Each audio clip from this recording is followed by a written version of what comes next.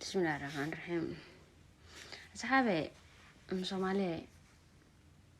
markii la soomayahay waxaa jirta afka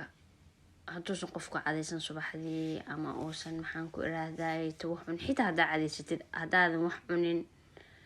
waxaa jirta in afkaagu riix u leeyahay ama xoogaa maaragtay oo wax laga leeyahay hadaa si walba cadaysatid xitaa ama aad ku luqluqatid maaragtay geedaha lagu luqluqdo marka sidee ugu goyn kartaa sidee ku baabi'in kartaa riixda adiga iyadoo maxaan ku iraahday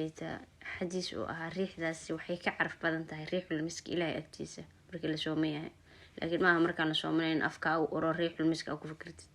waa xas jermis waa bacteria waxa soo qaadanaysaa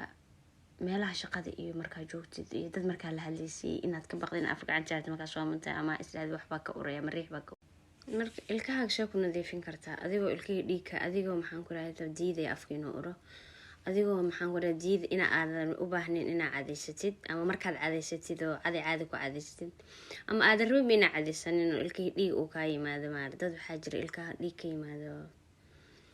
subaxdii marka maxaa lagaaga baahan inaad sameysid suufkaas soo qaadanaysaa waxaad dhex gelinaysaa qumbe Soomaalida si u taqaan ama kokoneed dhex gelinaysaa